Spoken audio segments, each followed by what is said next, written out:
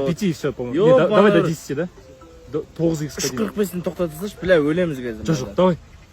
Давай до конца. Ёб твою мать. Ну-ка көзім жүріп тұрмын, давай. Ебать, бол, брат, шығаршы, пожалуйста. 9. Шығарасашы. 9, ке Сулифа. Кеттік. Сулифа. Все, нахуй. Ебать. На, блядь! Да ну Тоқта. нахуй. Все. Вывод, блядь. Ебать нахуй. Короче, кешкісін Есентайда пиздец стейк жеп отырсың ғой, короче. KFC, нахуй, ебаш. На, примерно шашым алынбады да, мен примерно осы күнді күттім ғой мен ше. Пиздец, Алматыда қымбат барберға алдырам, нахуй. Чё ты? Ёб твою мать. Все, нахуй. Вывод, бля, 525. Ебать, ағайындар, пиздец беріп жатырмын. Мынау деген пиздец қой. From childhood that kind of embodies the feeling you have about them now, or that keeps you tied close to them? I'd say sort of more than a memory is just a feeling that I could say all of my brothers and I had, was that because our dad's a comedian, his job only ever existed once we had gone to bed, and our mum worked from home, she was a photographer. So to us as kids, our parents didn't really work, they just were always home. So we had this amazing foundation where no matter any time of the day, either mum or dad would be at the house. And we felt so kind of solid as a family, which is why like I kind of have this dream of one day having kids and putting my work to bed and just kind of being there as a dad. Because I really admire how my dad was around. You know, being a comedian is a very, very volatile job. The highs and lows are so extreme. And as kids, we never saw that. The only version of my dad I ever saw was the happy dad, let's go to the park.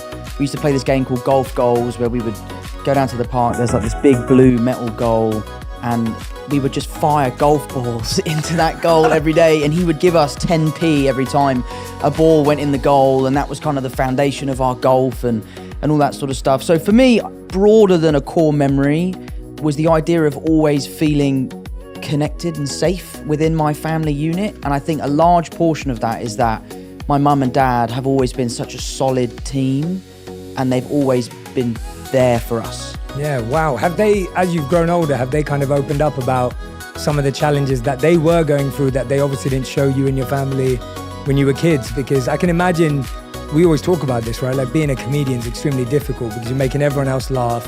At the same time, it's a career path that, like you said, is completely volatile. Sure. Have they opened up as time's gone on, and how has that felt when you've gone from like seeing your parents always being happy to being like, oh wait, there was all this other stuff going on?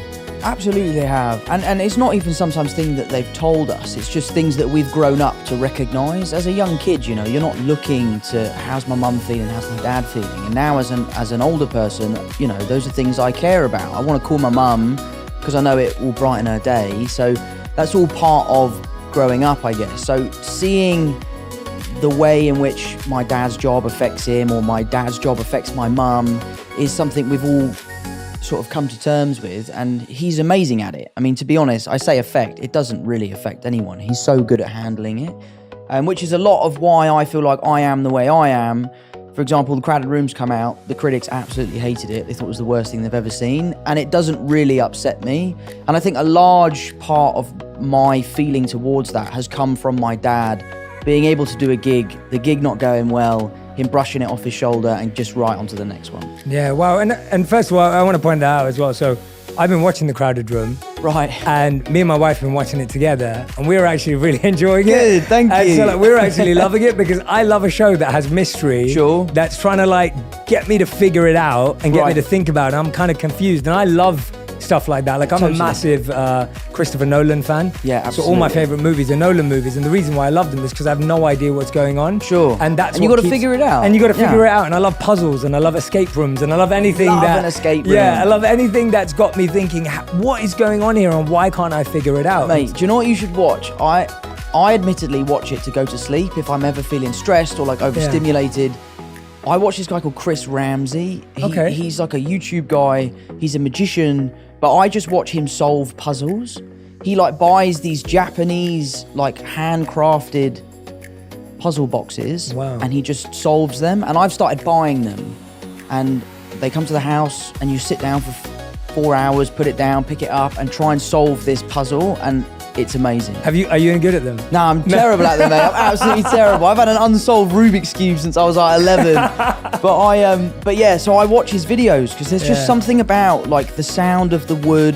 I'm a carpenter, so I love like craftsmanship and that sort of stuff. So I love the way that these pieces are put together. So watching him solve the puzzles, I find so relaxing. Yeah, I think for so many of us, you know, getting bad reviews, perceptions, people talking about us, whatever that may be, whatever scale we live at, can actually affect us. Sure. And you saying that actually seeing your dad, seeing him shrug it off and seeing him move on actually really helped him. Do you think that you've been able to create a bit more of a skill around that now, or is it something that happens naturally for you? Because I'm guessing that there's a lot of people who are listening and watching going, Tom, that's pretty amazing that you can do that at your scale and your level, but you know, I'm still affected by that, or I really struggle when my mate says something. Like, I know the number one thing I hear is like, most people don't chase their dreams because they're scared of what their mates will say, let alone what the world will say. Yeah, like I had this I was flying back last night, as I was telling you. So I was on a plane from DC to London last night,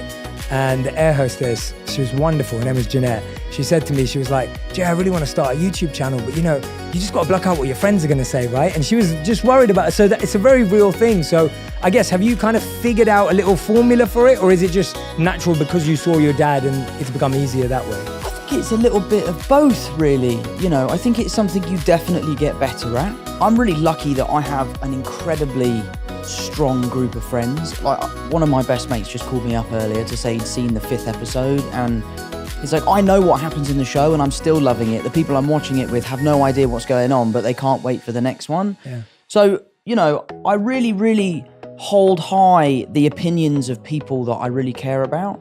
I'm also really lucky to have an amazing group of fans who are so supportive. They are diehard, they are there day one, and that makes me feel really good. But I do think a lot of my lessons in life have come from my dad, and the ways that he can deal with things that he hasn't done very well in the past, that he's passed on to me. And I live by this really, I don't actually know if Christian Bale did say this, but I think he did. Bale, so I love Christian Bale. Bale. He said it. Yeah, we'll say he said it. Yeah. But I think the quote is, if you have a problem with me, text me. And if you don't have my number, you don't know me well enough to have a problem with me. That is so good. And I think that is such a great piece of advice, because as a celebrity, you live on this stage, you live out there, you kind of give out a version of yourself that you want people to see. Mm-hmm. And that can be the version of yourself that they can have a problem with or they can love. And there is I feel like I'm quite authentic in my public persona, but I just try to really care about what my family thinks, what my friends think, what the people in my local community think. I live in Kingston, I know everyone that lives there. I can't walk 5 feet without bumping into one of my mum's friends. So it's something I've been working on. I try my best to not let that stuff affect me. It does. Yeah, of course. I'm not cold-hearted or anything like that. It does affect me, but I just try to move on and focus on the positives. Yeah, absolutely, absolutely. What was did you ever see your dad deal with everything and you thought, wow, that was incredible? Like, was there anything specific that you remember that, like, seeing him like tackle something and you thought, wow, that really impressed me, even if it was something really small in hindsight? I think the thing I admire most about my dad is his resilience. You know, he's someone who has had an incredibly successful career in his earlier life, and then later in life his career sort of plateaued and he struggled, and he's never stopped. He's never given up. He's still gigging to this day. He's still writing books. He has a Patreon. He has a podcast. He's constantly grafting to get to where he wants to be. And I think being a young kid and seeing your dad continually working as hard as he can to kind of put his best foot forward, for me, has been a huge drive for my work ethic. I'll give it 100% or I'll give it nothing. And I think a lot of that has come from my dad and seeing him deal with that. The funny thing about my dad is, you talk about doing a bad gig. I must have seen him 20 times. I've never seen him do a bad gig. He always seems to absolutely rip it. But maybe that's just because we're in the audience. But no, I owe a lot to my dad, and a lot of the teachings are things he's told me and things I've just witnessed him do. Yeah. And was there ever a piece of feedback or a rumor or something you saw that did affect you, where you actually thought, well, or at least made you stop and go, God, I'm trying to see the positives, but this one's tough. Like this actually made me have to pause and figure it out. Something that did really upset me, I was in New York, I was shooting The Crowded Room, and I was having a really hard time with the job just because of how taxing it was, the emotional capacity that I was having to get to every day. And I decided to delete my Instagram because I just felt like I was so addicted to